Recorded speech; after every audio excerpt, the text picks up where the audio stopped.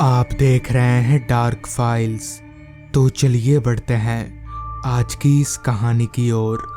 ये घटना आज से काफ़ी साल पुरानी है, जब मैंने काफ़ी मशक्क़त करके एक ऑटो लिया था। भले वो ऑटो सेकंड हैंड ज़रूर था, मगर मेरे लिए नए से कम नहीं था। उस समय मैं अपने गांव का पहला इंसान था जिसने ऑटो रिक्शा लिया था। पहले पहले तो मेरे गांव के लोग ऑटो में चढ़ने से डरते थे, लेकिन धीरे धीरे उनका भी डर ख़त्म हो गया। ऐसे ही काफ़ी दिन गुजर गए और अब मुझे अच्छा खासा भाड़ा भी मिलने लगा। ज़्यादातर मैं ऑटो को गांव के बस स्टॉप पर खड़ी करता, क्योंकि बस स्टॉप से ही मुझे ज़्यादा सवारी मिलती।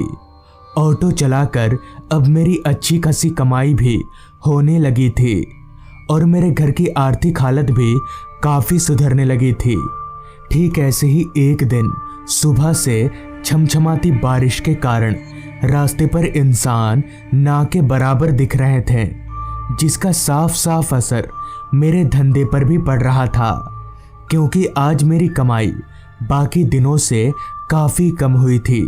मगर मैं हार मानने वालों में से नहीं था। मैं बस स्टॉप के बाहर अपनी ऑटो लेकर किसी सवारी के इंतज़ार में डटा रहा। काफ़ी देर इंतज़ार करने के बाद जब मुझे कोई सवारी नहीं मिली, तो मैं निराश होकर घर की तरफ जाने की तैयारी करने लगा। तो उस समय वक्त शाम के 5:30 बजे का हो रहा था। अभी मैं ऑटो स्टार्ट करने ही वाला था कि तभी एक आदमी चलकर मेरे पास आया और मुझसे बोला, भाई साहब, भूतगढ़ गांव चलोगे? भूतगढ़ गांव दरअसल आज से काफ़ी सालों पहले उस गांव में भूत प्रेत काला जादू करने वाली डायनों का प्रकोप हुआ करता था, इसलिए उस गांव का नाम भूतगढ़ पड़ गया। लेकिन अब उस गांव के हालात पहले से काफ़ी बेहतर हैं। जिस पर मैंने कहा, भूतगढ़ गांव अभी चलूँगा, मगर 50 रुपये लगेंगे। इस पर उस आदमी ने कहा, भाई साहब, मेरे पास सिर्फ 40 रुपये ही हैं।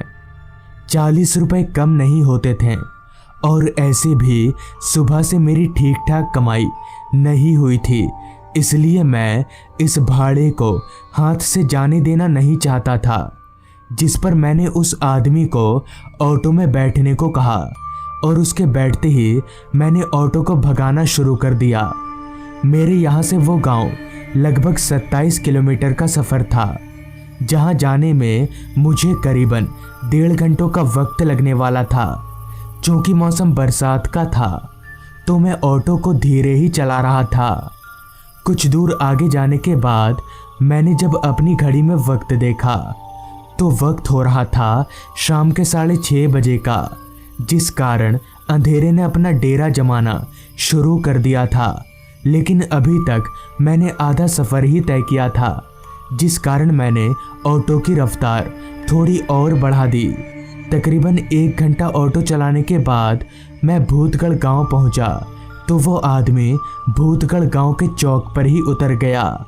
जिसके बाद उस आदमी से पैसे लेकर मैं घर की तरफ आगे बढ़ने लगा। अब रात काफ़ी हो चुकी थी, जिस कारण पूरा रास्ता पूरी तरह से सुनसान हो गया था। दूर दूर तक मेरे अलावा उस रास्ते पर कोई नहीं दिख रहा था। अंधेरे ने तो इस कदर उस रास्ते को घेर रखा था कि मेरी हेडलाइट की रोशनी भी उस अंधेरे के आगे ना के बराबर मालूम पड़ रही थी। और थोड़ा बहुत जो दिख रहा था, वो भी तेज बारिश के कारण धुंधला धुंधला नजर आ रहा था। बीच बीच में गरजते बादलों की आवाज़ से डर के कारण बार बार मेरी आंखें बंद हो जा रही थीं।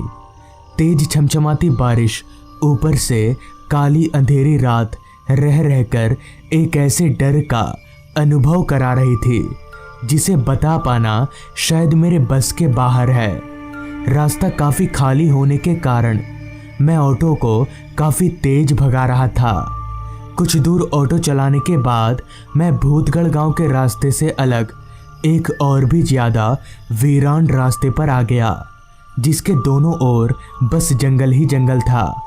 अभी मैं उस रास्ते पर आगे बढ़ ही रहा था कि तभी मेरी नज़र रास्ते के किनारे एक पेड़ के नीचे बैठे एक बच्चे पर गई, जो पेड़ के नीचे बैठकर रो रहा था। इतनी रात गए इस सुनसान रास्ते पर उस बच्चे को देखकर मैं थोड़ा हैरान हुआ और मुझे लगा कि शायद वो बच्चा कोई मुसीबत में है और इंसानियत के नाते मुझे उसकी मदद करनी चाहिए।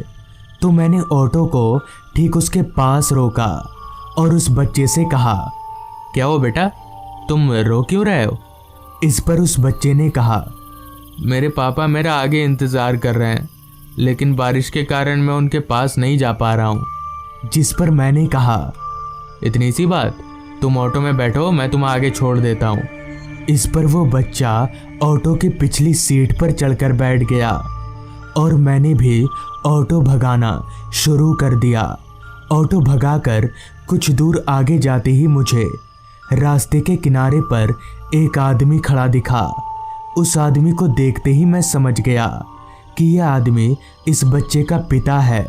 तो मैं खुद ब खुद ऑटो को उस आदमी के पास ले गया और ऑटो के पिछले सीट पर बैठे उस बच्चे से पूछा, बेटा यही है तुम्हारे पापा? जिस पर उस बच्चे ने अपना सिर हाँ में हिलाया। तो मैंने उस आदमी से कहा, क्या बात है भाई साहब, आप अपने बच्चे को इस तरह रात में अकेला क्यों छोड़ दिए थे? और आप लोगों को जाना है क्या कहीं पर? जिस पर उस आदमी ने कहा, मुझे सामने वाले गांव में जाना है। मुझे उस बच्चे पर काफ़ी तरस आ रही थी कि ये बच्चा इस बारिश में अपने घर कैसे जाएगा। मैं तो उधर ही जा रहा हूँ, क्यों ना इन्हें भी लेता जाऊँ। ये सोचकर मैंने उस आदमी को कहा, भाई साहब आप भी बैठ जाइए, मैं आप दोनों को छोड़ देता हूँ। मेरे इतना बोलते ही वो आदमी उस बच्चे के बगल में बैठ गया। मगर ऑटो चलाते वक्त मेरे जहन में एक सवाल ने दस्तक दी कि ये आदमी और ये बच्चा अलग अलग क्यों खड़े थे और आखिर इतनी रात गए ये दोनों क्या कर रहे थे। अभी मैं ये सोच ही रहा था कि तभी रास्ते पर स्पीड ब्रेकर के कारण मेरी ऑटो उछली। तो ऑटो उछलते ही पीछे से एक भयानक आवाज़ आई, संभल कर ऑटो चलाओ। ये भारी आवाज़ को सुनकर मैंने जब RVM यानी कि रियर व्यू मिरर से पीछे देखा तो मेरे होश उड़ गए और मेरा पूरा शरीर सुन्न पड़ने लगा, क्योंकि मेरे पीछे अब ना तो वो बच्चा था और ना ही वो आदमी, बल्कि उनकी जगह पर दो राक्षस बैठे हुए थे, जिनकी शक्ल पूरी तरह से कुचली हुई और उनके मुंह से खून टपक रहा था। ये दृश्य देखकर मेरे शरीर का सारा खून एकदम से सूखने लगा, जिसके बाद मैंने झट से ऑटो को रास्ते के एक किनारे रोका और जैसे ही ऑटो से भागने के लिए बाहर निकला तो उनमें से एक शैतान ने अपना लंबा हाथ निकालकर मेरा गला पकड़ लिया और मेरे गले को जोर से दबाने लगा। मगर फिर भी मैं किसी तरह उसके हाथ से अपना गला छुड़ाया और दौड़कर भागने लगा, लेकिन मेरी यह कोशिश भी नाकाम हो गई। मेरे भागते ही डर के कारण कांप रहे मेरे पैर आपस में टकरा गए और मैं ज़मीन पर जा गिरा। मेरे गिरते ही उस भूत ने मेरा पैर पकड़ा और मुझे जोर जोर से घसीटने लगा। अब मैं अपने बचने की उम्मीद खो चुका था और मैंने अपने आप को लगभग मरा हुआ मान लिया था कि तभी उस भूत ने मेरा एक पैर इतने झटके से खींचा कि मेरा पैर एकदम से उखड़ गया और मैं उसी समय बेहोश हो गया। फिर मेरी आंख 2 दिन बाद खुली तो मैं अपने आप को जिंदा देखकर मुझे काफ़ी खुशी हुई, मगर मेरा एक पैर उन राक्षसों ने उखाड़ दिया। लेकिन मैं जिंदा कैसे बच गया? पूछने पर पता चला 2-3 लोग उसी रास्ते से गुजर रहे थे, तो उन्होंने देखा कि 2 राक्षस मेरे पैर को कच्चा चबा रहे थे। किसी तरह उन्होंने उन दोनों राक्षसों को भगाया और मुझे लेकर हॉस्पिटल पहुँचे। फिर उन राक्षसों के बारे में पूछने पर मुझे पता चला कि आज से कई साल पहले 2 भाई रात के वक्त उस रास्ते से गुजर रहे थे। तभी एक ट्रक उनको कुचलती हुई चली गई।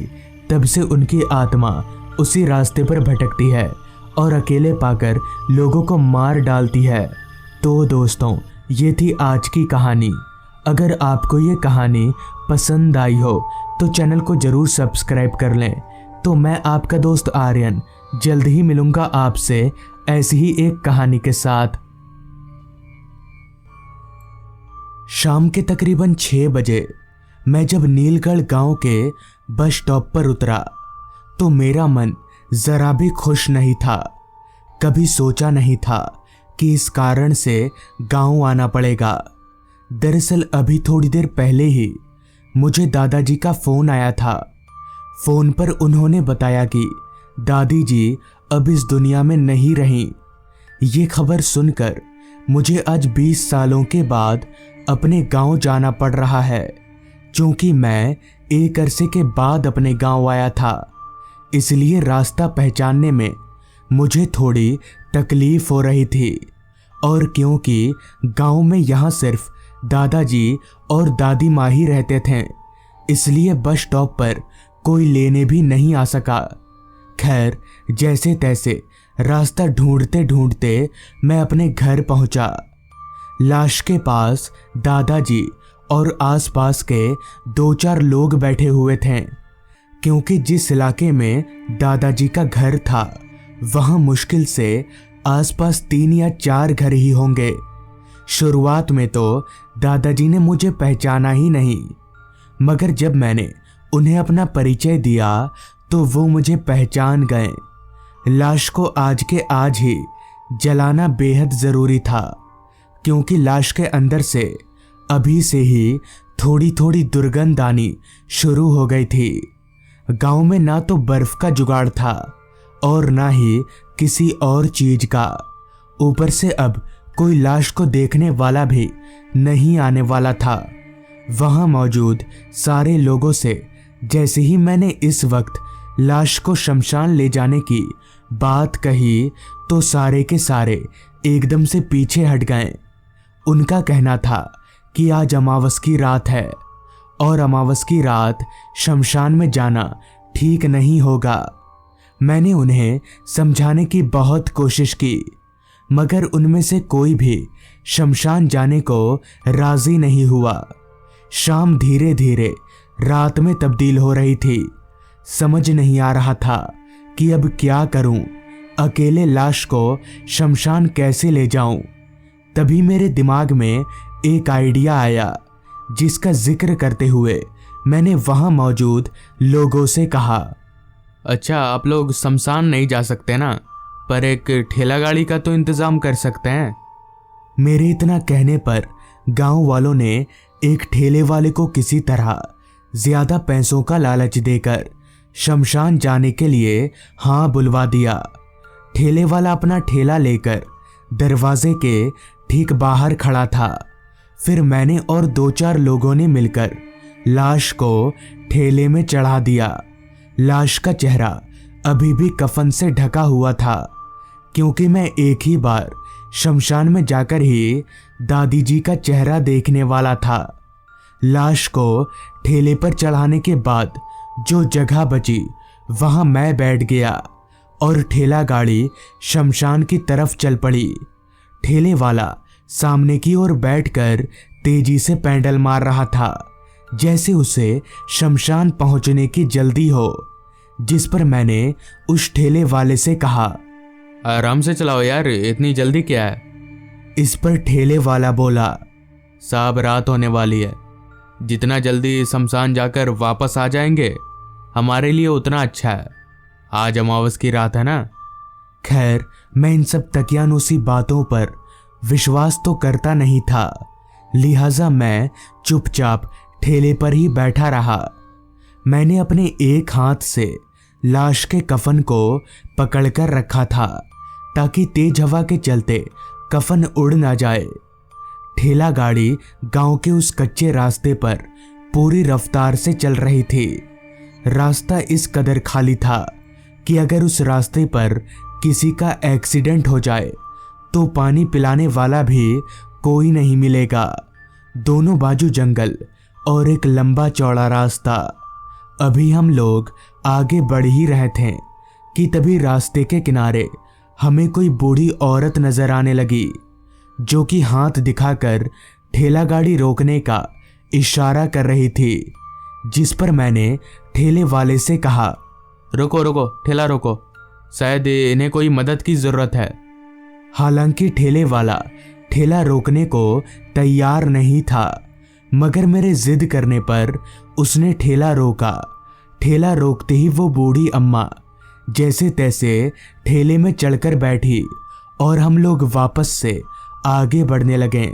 मगर पता नहीं क्यों उस बुढ़िया का चेहरा मुझे कहीं देखा देखा सा लग रहा था, जैसे मैंने उसे पहले कभी देखा हो।